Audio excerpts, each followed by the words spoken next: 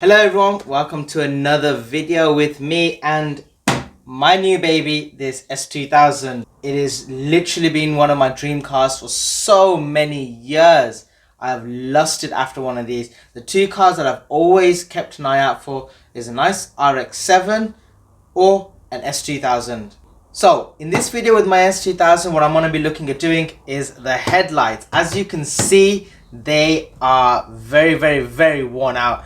They need a lot more life going back into them. In fact, the rest of the car catches so much attention, but these headlights just let the car down. So what I'm going to be looking at doing is using my polishing kit that I've used in other videos before and getting some life back into these. Now, if you want to see a full detail on how to do this and all the step by step, definitely check out the video that I'm going to leave linked below. It's where I did my sister's 535D. And that is a massive transformation, and in fact I'll show you all shortly what that car looks like without any sealant in over a year since I've had that done. I'm going to probably do the same thing this time as well. Just test it out. I'm going to give this car a lot more abuse and use than my sister will in her car, so it'll be interesting to see how the headlights keep up without any sealant on. But without further ado, we're going to start off with the headlights. Going to probably end up doing a few other bits and pieces to the car as well, so let's jump right into it.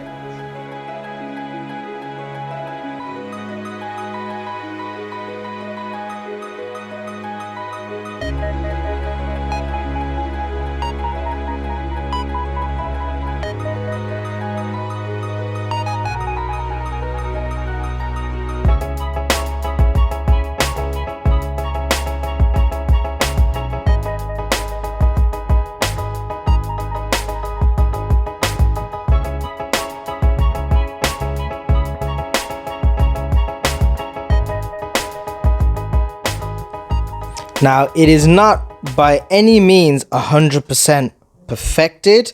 There's some scratches at the top that you just can't get rid of. And it is quite a hard headlight to work on, but that's the after. Now, quickly looking at a before, that's crazy. Yeah, you get a lot of splatter all over the car, but what a difference that makes. Like, I've just turned the brightness down so you can see a little bit more of how reflective it is now. Just wow. Again, that's that. And that's it before I've done any of the headlight restoration. So the headlight kit that I did use, the same one as before, is the one by Auto Glim. Honestly, does such an amazing job, especially for the price point. You know, this is going to be so much better to drive with at night. Highly recommend it. Now, link for it will be in the description down below. I'll try and put an Amazon link there as well as an eBay link. So if you want it primed, or if you wanted it a little bit cheaper possibly, but wait a little bit longer, then you can get it off eBay as well. So I've got this headlight done. I'm going to jump over to do the other side, then go and do a little bit of work to the roof and the center console, the cup holder area. And then we're going to take the car out and give it a nice sort of wash. So let's just carry on with the day.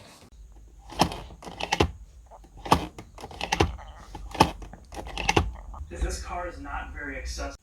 Now, whilst I'm fixing the roof fittings on mine and making it a bit tighter, the lights don't work, and I've just been looking around and I can see, ooh, look at that corrosion right there. So I'm just gonna give that all a good clean up right now and get this all ready and test it out to make sure the lights work.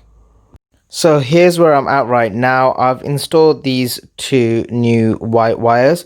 They're actually earth points. So what happens is that this unit actually constantly has a live going to it, and this whole mechanism and these little resistors over here on the side, now they are the ones that must have had some issue, because the earthing point basically was not right. The live was going to the actual whole unit, but the earth wasn't. So what I've done is I've earthed this up. Now this only works with the doors being opened, which is basically all I needed this for. When I connect this up now, if the door is open, the lights will turn on. If it's closed, they'll turn off. I think what's happened is either these resistors on the sides or something along here has gone wrong. The wiring in this has gone wrong. I could just get a new item, probably about £25 or so off eBay. But I'm just going to live with this for the time being. So that's that.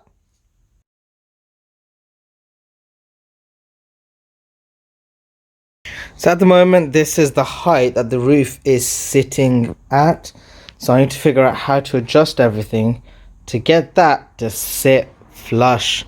I don't think it's going to be very easy, but got to figure it out one way or another, because that lets so much air through. You can see just everything there. Near enough. Yeah, not good. Now here's what I've had to do to fix the roof latch to fit flush. Swapped it round the other way. I think it was like this before when I got the car, because you can see how much abuse it's already received. Put a bolt in with some washers through the inside, smaller ones and then a large one going across, and then it fits nice and snug, which is great, which is what I wanted. I'll show you guys that shortly. Now I'm just going to put everything back together and then have a look at the rest of the car. So that is the roof as good as I can get it for now. It's a lot better than before. And the lights come on when I open the door and turn off. It's the best as I can do. Very cheap fixes, but I'm happy with that.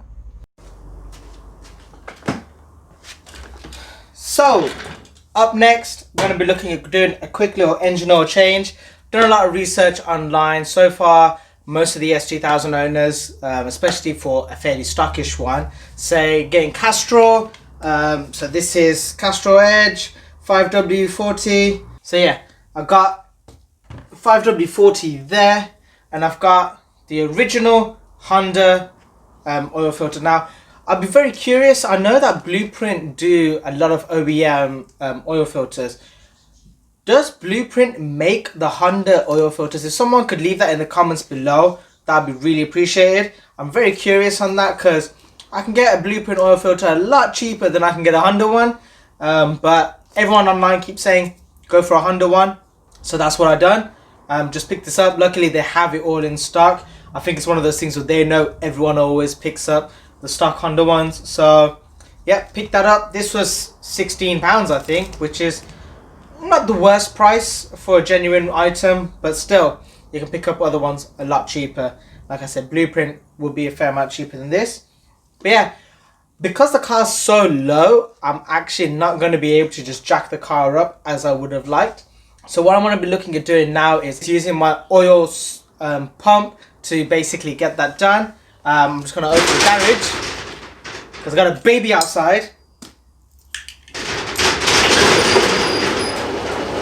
Say what, cuz? Huh? Huh? You got the big dick. Oh, I can stand here and just go back. You know? Have a look inside. Inside? Look inside. Whoa, the light turns on now. How did you fix that? So that is basically the pump that you can use.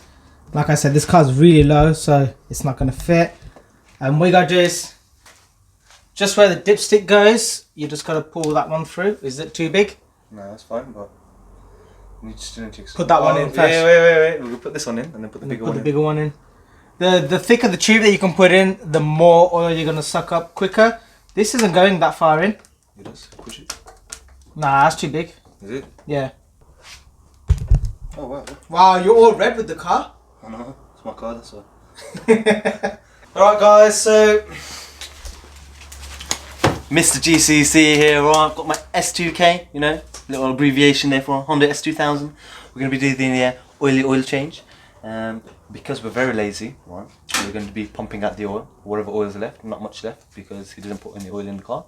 Yeah, you can't see you. Your face isn't in the shot. Right guys, Mr. GCC here, right? What we're going to be doing is a interval oil change. There's not much oil to change because there is not much oil in the engine in the first place. But what we're going to be doing is doing a little pumpy pump because we don't want to go underneath the car, a bit of effort. The scenario, background, atmosphere might be a bit different. We've made a lot more space, you know. Alright, you know. So I've been just told by my supervisor here that, you know, I'm not in the shot. But yeah, we're going to be doing a little oil change. We've bought some Castrol Edge, if my supervisor would like to show it to the audience. Castrol Edge 5W40, courtesy of A to Z All Spots. Go for them, you get cheap stuff, the new car parts. And we've got a original Honda filter. We've been told by other people that Blueprint was the makers of Honda's oil filter, but we have seen on the car forums that Honda oil filter is the one that's recommended. So, but we shall start. Why are you man staring at me like that for, innit? You guys are weird. I thought I had it, but you got it. Yeah, we need to paint this, you know. I know. So, You know Mr. what? GCC here was saying he's going to polish the whole engine block because he's that dedicated to it. So we're going to polish all the red and this is going to stay black, mate. I appreciate the effort you're going to go through for that.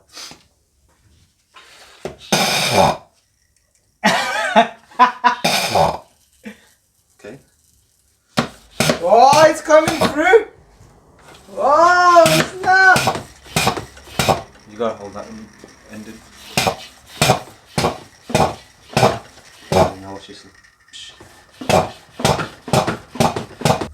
Don't worry guys, nothing's happening. We're just ooh. So Elliot's got a lot of gas recently. He's going for a colonoscopy. I don't know what it's called. Colonoscopy. Yeah, getting his colon cleaned out soon. We might use this, try clean it out. What the? Carry on, keep going.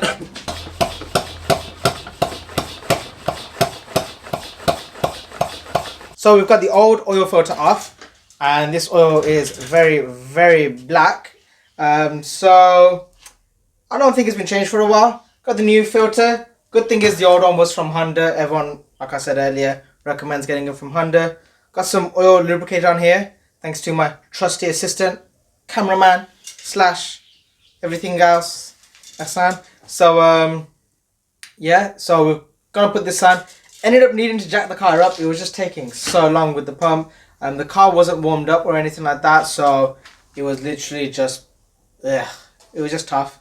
So yeah, we ended up jacking the car all the way up. Basically, we didn't bother warming it up, so when it's trying to pull the oil through, it's still quite thick, so it's hard. When I did it in my 3 Series, It worked fine. it worked completely, like it was draining it out really quick, just because it wasn't fully up to temp, but it was like halfway. So it's just easier and thinner liquid for the pump to take up. But because we started pumping oil out, to be fair, it did take out a bit of oil. We just don't want to turn the engine on just in case there's not enough oil left in there, because it was still showing low. So we just jacked it up. We rolled it onto 2 pieces of wood and then jacked it up. Yeah, believe it or not, this car's actually quite light to roll around. Yeah, there you go. We've got the oil filter back on there now. Let all the oil drain out, and we will then be able to top up the oil. But we'll do that once the car's back onto the ground. We've got the manager in here to inspect the service, just to make sure the everything's going on well. Ellie's in trouble.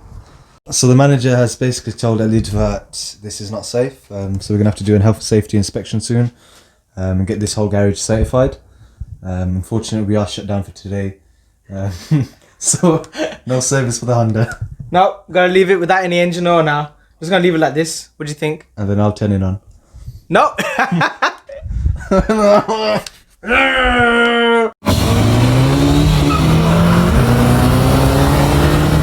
So everyone, just finishing up editing the video. I hope you all enjoyed it. If you did, please give it a like, subscribe if you want to see more of where the S2000 goes to. Give me a follow on Instagram to see more up-to-date stuff with the actual car and all the other car builds that we've got going on at the moment. And yeah, so, you know, S2000, 6 Series, 7 Series, and the E30, plus everyone else's cars, like friends and everything. Yeah, it's the channel's definitely changed up in the last couple of years or so. But yeah, I hope you all enjoyed it. Like I said, like, subscribe, comment, and I'll see you all in the next video. Peace out.